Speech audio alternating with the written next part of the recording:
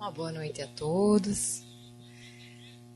Agradecendo a oportunidade de estar aqui, a todos que saíram do seu lar, a todos que nos acompanham pela internet também, para essa reflexão dessa noite. Então, educar é viajar no mundo do outro sem nunca penetrar nele. É usar o que nós passamos para nos transformar no que nós somos. E o melhor educador, sabemos que não é aquele que controla, mas é aquele que liberta. Não é aquele que aponta os erros, mas é aquele que ainda consegue preveni-los.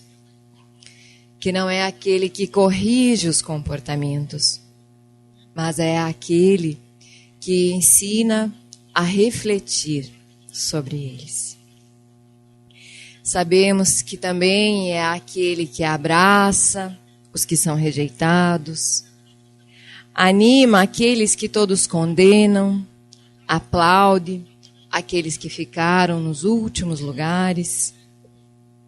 Sabemos que educar é uma tarefa fascinante e que ao mesmo tempo revela muito a nossa impotência. Se sabemos que educar uma criança é uma tarefa tão difícil, imaginem só educar aquela criança que sabemos que foi a criança mais evoluída que encarnou aqui na Terra, que foi o menino Jesus. Que educador estaria preparado para esta missão tão importante? Quem estaria intelectualmente preparado para educar aquele que se tornaria o mestre dos mestres? É tão fácil errar nesta área. Havia milhares de candidatos preparados, mas uma jovem foi escolhida. Seu nome? Maria. Simplesmente Maria.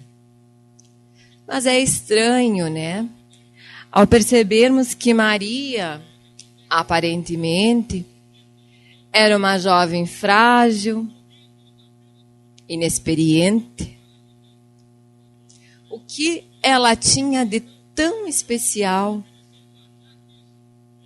Ela não era rica, não pertencia a nenhuma linhagem de alta classe e ainda por cima morava em uma região socialmente desprezada, a Galileia. Que segredos essa jovem trazia em sua alma para ser a escolhida por Deus? Muitos cristãos não sabem que Maria é a única mulher exaltada no Alcorão e na Bíblia, que são os maiores livros sagrados do mundo. Que segredos essa jovem trazia em sua alma? Nesta noite, nós não vamos falar sobre os aspectos teológicos ligados a Maria, que são tão enfocados pela Igreja Católica. Nós queremos falar sobre o lado humano de Maria, sobre a sua personalidade, a sua inteligência, seu fantástico papel como educadora, a sua capacidade de superar as dificuldades da vida e de proteger as suas emoções. Desde que Maria soube que seria a mãe de Jesus, sua vida tornou-se um palco de surpresas, e elas nem sempre foram agradáveis. Ela passou a viver entre a aceitação e a rejeição, entre os aplausos e os vexames sociais. Se Maria desejasse uma vida de conforto, ela jamais seria escolhida. Se ela tivesse medo dos eventos da vida, ela não estaria apta para educar o menino Jesus. Maria não apenas tinha a capacidade de correr riscos e enfrentar situações novas, como era rápida para agradecer e para agir. Ela enfrentava as dificuldades e não reclamava, e nem lamentava quando as coisas davam errado. Ela agradecia e aceitava aquilo que ela não conseguia mudar. Ela não ficava paralisada, deprimida, esperando que alguém viesse socorrê-la. Ela levantava e mudava de rota. Porque quem não sabe agradecer é servo da ingratidão. E quem não é ousado em agir é escravo da passividade. E os que vivem entre o extremo da insatisfação e da passividade se ajudam muito pouco e ajudam muito menos os outros. A coragem da mãe de Jesus era surpreendente. Se ela precisasse dormir num curral, respirando estrume fermentado, ela dormia. Se precisasse fazer as suas malas com urgência e mudar de região, ela fazia. Se tinha dúvidas sobre um determinado ponto de vista e precisava questionar, ela não era omissa. Ela perguntava sem medo. E foi o que aconteceu quando o anjo Gabriel lhe apareceu pela primeira vez. O anjo lhe disse que ela conceberia o Filho de Deus. Ela agradeceu o privilégio, acreditou, mas questionou o anjo sobre como se daria esse processo. Pois era jovem, ela tinha apenas 15 anos, era virgem e estava noiva de José. O anjo se surpreendeu com a reação de Maria. Ela não se intimidou diante daquele ser que não tinha entrado pela porta da sua casa. Ela não surtou e nem se desesperou. Depois de esclarecer as suas dúvidas com o anjo, ela ainda mandou um recado para Deus. Entre outras coisas, ela disse: diga-lhe que sou sua serva e que cumpra-se na minha história a sua palavra. Para esta jovem especial, o seu Deus era concreto. Maria não era especial porque foi escolhida. Ela foi escolhida porque ela era especial.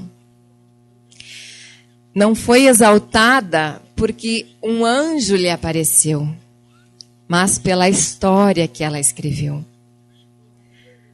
Maria não fez da sua gravidez uma dificuldade. Quando estava com 6 meses de gestação, ela foi visitar a sua prima Isabel, que morava nas regiões montanhosas da Galileia. E ela fez uma longa caminhada pelo deserto. E foram muitas milhas a pé.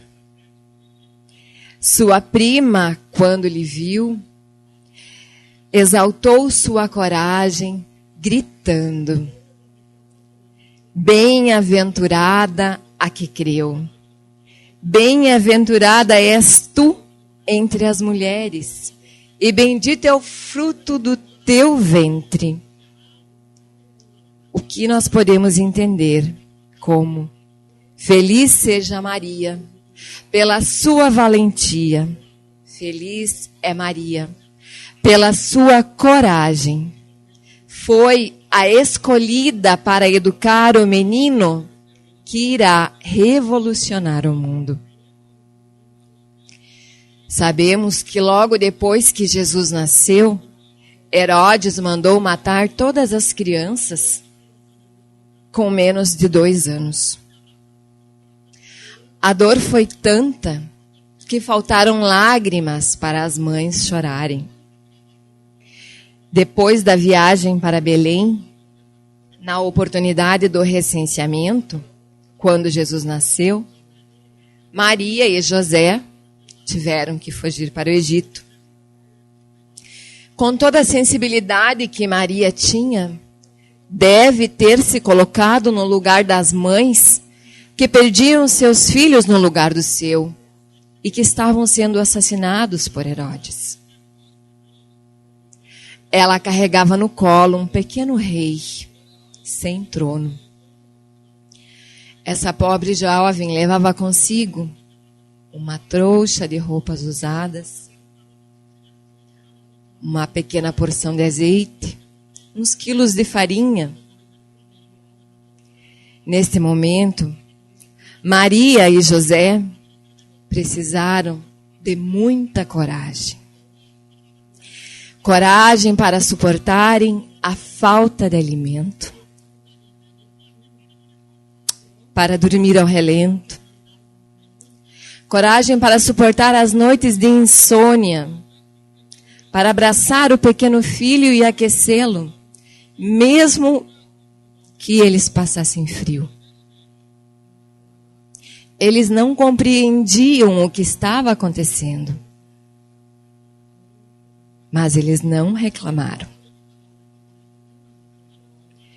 Pois suportar as dificuldades da vida sem reclamar é um dos maiores segredos daqueles que vencem as vicissitudes.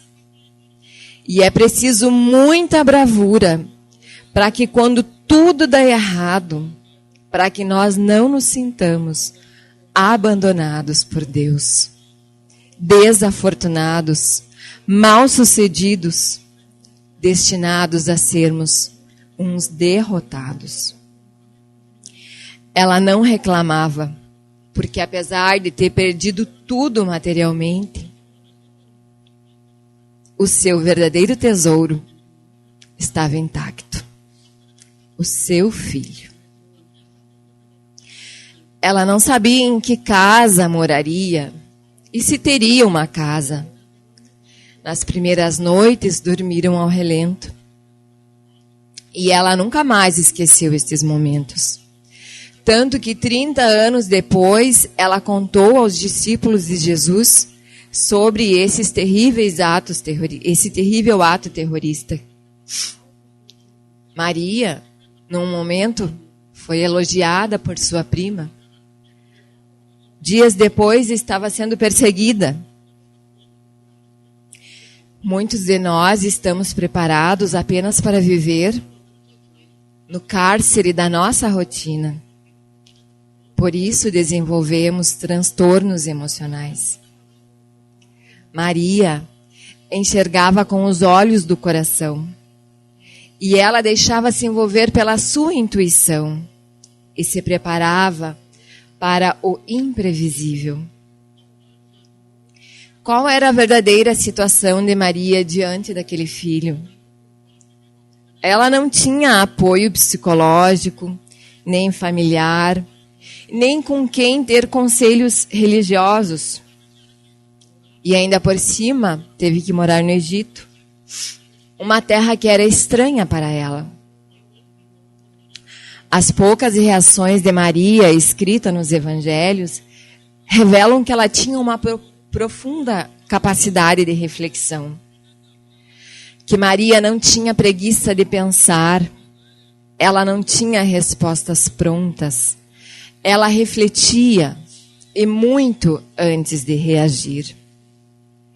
E ela esvaziava-se de seus preconceitos para ver aquele menino como ele era e não como ela gostaria que ele fosse. Quando Jesus tinha 12 anos, mais uma vez a família foi para Jerusalém para comemorar a Páscoa, como era de costume. Milhares de famílias faziam essas viagens a pé. Porém, no retorno, como todos devem saber, Maria e José perderam o seu filho e passaram a procurá-lo desesperadamente. Passou-se um dia e nada. No segundo dia, esses pais estavam desesperados. Maria, que estava incumbida de cuidar do Filho de Deus, agora havia o perdido. Quantos pensamentos devem ter atormentado estes corações amorosos? Com certeza, no terceiro dia, deviam estar sofrendo com dores de cabeça, taquicardia, cansaço, como qualquer pai e mãe que estão perdendo seus filhos. Que existem muitas maneiras de nós perdermos os nossos filhos. Então, o encontraram no templo, debatendo com os doutores da lei. E os intelectuais estavam fascinados com aquele menino. Os pais interromperam a discussão porque estavam preocupados. Maria, ao invés de criticar o seu filho e levantar o tom da voz, demonstrando a reação de ansiosidade incontrolável, apenas disse: Filho, por que fizeste assim conosco? Teu pai e eu estávamos angustiados à tua procura. Havia aflição, mas não irracionalidade nas palavras de Maria.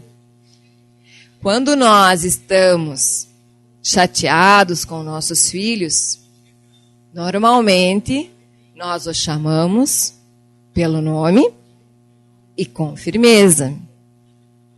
Maria disse: Filho. Mesmo no topo do desespero, havia serenidade e carinho, porque o afeto irrigava a casa mental de Maria.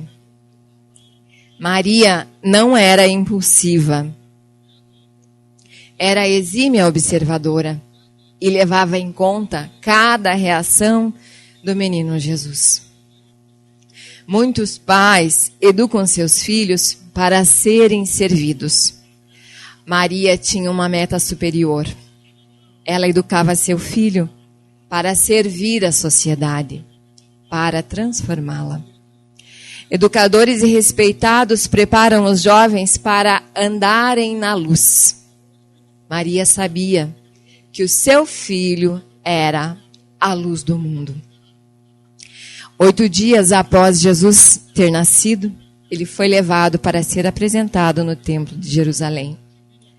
Foi quando apareceu um homem idoso chamado Simeão, que ao ver aquela criança, suspirou e agradeceu a Deus e disse: Agora posso morrer em paz, porque os meus olhos viram o Senhor. Pegou o menino nos braços e proclamou belíssimos cânticos. Suas palavras exaltaram aquele pequeno menino e revelaram para seus pais a sua missão. E seus pais ficaram encantados com aquelas palavras. Aquele sábio judeu comentou que o menino revelaria contradição em muitos corações. E disse que Jesus seria a luz para os gentios e glória para Israel. Maria sabia ler E em casa lia o Torá, que são os livros de Moisés, e também o livro dos Salmos. Era o Evangelho no lar de Jesus. Provavelmente, ela mesma ensinou o seu filho a ler e a escrever. Este menino cresceu sem privilégios sociais, mas com grandes privilégios intelectuais. Maria era uma pessoa dinâmica, ativa, que sabia o que queria e tinha consciência de onde queria chegar. Precisamos observar a educação de Jesus e repensar na nossa direção, pois sabemos que muitos pais estão apenas criando seus filhos ao invés de educá-los. Maria instigava Jesus, provocava-o a reagir. Um exemplo desse princípio educacional está na festa de Canaã, no noivado, quando acabou o vinho. Jesus, a princípio, não tinha nada a ver com isso, e foi Maria quem provocou-o a reagir. Ela tinha ambições legítimas e maravilhosas. Seus ensinos buscavam os tesouros da alma. E nesse sentido, ninguém foi mais ambicioso que Jesus. Contemplar a natureza era uma das singelas e ricas ambições de Maria. Admirar é ver e ouvir. Contemplar é observar e se encantar. Assim, Maria se sentia rica, sem dinheiro. Se hoje Maria viesse passar um dia em nossa casa e ver quanto tempo nossas crianças passam em contato com a natureza, com certeza ela nos convidaria a tirar os nossos filhos de frente da televisão, do computador, da sala fechada e convidá-los a tomar um banho de chuva, a caminhar descalço na terra, na grama, a sentir o perfume das flores, contar as estrelas, admirar a beleza do pôr do sol, sentir o perfume das flores, levando-os a explorar os belíssimos detalhes da natureza. Se quisermos sermos felizes, teremos que desenvolver, assim como Maria, a arte de contemplação. Maria teceu um projeto de educar aquele que era denominado o Filho do Altíssimo. E todo seu ser foi envolvido neste projeto. Suas metas eram claras. E ela fazia escolhas constantemente para atingir os seus alvos. Ela perdia para ganhar. O mundo podia difamá-la, mas ela não desviava da sua trajetória de vida. A sociedade podia desabar sobre ela, mas ela removia os escombros e continuava sua empreitada. Ela aceitou a sua missão. E a sua aceitação não foi num momento de euforia, um desejo artificial, uma intenção sem raízes que passa. Maria era uma pessoa letrada, culta, com ótima memória para relatar fatos. E foi apoiada em uma bengala que ela relatou os fatos para serem escritos os evangelhos de Mateus e de Lucas. Ela não tinha apenas genialidade intelectual, mas também disciplina emocional. Tinha sonhos e garra para executá-los. Não só a sua geração a exaltou, mas todas as demais. E o nome de Maria percorreu o mundo, atravessou os mares. E ela sempre se considerou uma humilde serva.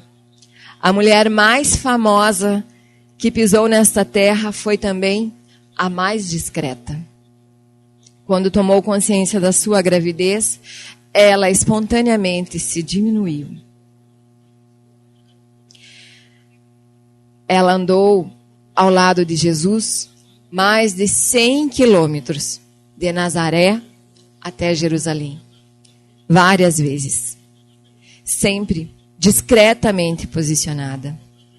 Ela sabia muito bem quem ela era, mas ela sabia ainda melhor quem era o seu filho. Maria era espantosamente serena e feliz. Com uma mão, ela segurou o seu filho e com outra, ela mudou a história. Maria não tinha dinheiro, lutava para sobreviver, não pôde dar presentes caros nem tecer vestes finas para Jesus. Porém, ela deu a ele o maior presente que alguém pode dar, a quem se ama. Ela deu para o seu filho a sua própria história. Constantemente ela contava para Jesus tudo o que tinha vivido. E a história da Maria não era diferente da nossa, porque também tinha incoerências e dificuldades. Não era feita apenas de acertos. E a relação de Maria com o menino Jesus era rica, porque era baseada em troca de experiências. Ela falava para seu filho sobre as suas lágrimas, seus sonhos, os seus medos. Maria poucas vezes corrigiu Jesus, mas seguidamente contava para ele sobre as suas experiências humanas. E assim, deu oportunidade para que seu filho penetrasse e analisasse os seus conflitos humanos. O resultado foi surpreendente, porque assim ele desenvolveu a compaixão, a paciência, a amabilidade e o respeito pela dor dos outros. Há 2000 anos, uma mãe especial e um filho admirável cruzaram barreiras, conquistaram territórios um do outro. Muitos pais educam seus filhos para si, não querem dividi-lo com os outros. Maria tinha que dividir o seu filho com a sociedade. Sabia que a sociedade iria dividi-lo em pedaços. Não era fácil o seu papel. Sabia também que seu filho nunca mais voltaria para seus braços. E pouco a pouco, ele caminhava para o seu drama. Segundo muitas teorias, de todos os sofrimentos humanos, o maior deles é o de um pai e uma mãe enterrarem um filho. Maria sabia o seu destino. E ao que tudo se parece, uma belíssima história de amor se finaliza com as gotas de sangue de um filho e as lágrimas de uma mãe. Mas essa história não foi assim. Porque Maria continuou trabalhando após a morte de Jesus.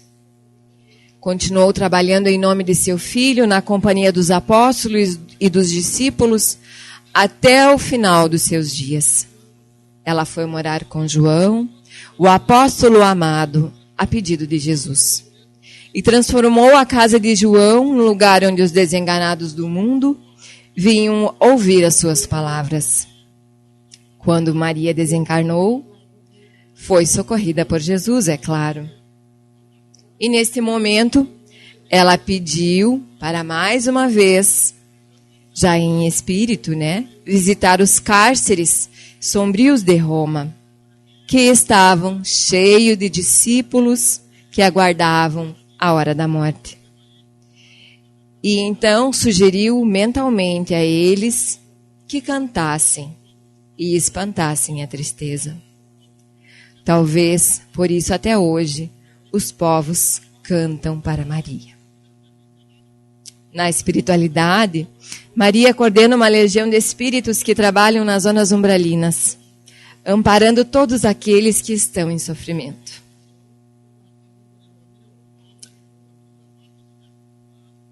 Esta equipe é conhecida como Servos de Maria, chefiada pelo grande Espírito Maria de Nazaré, ser angélico e sublime, que na terra mereceu a missão honrosa de seguir, com solicitudes maternais, aquele que foi o Redentor dos homens.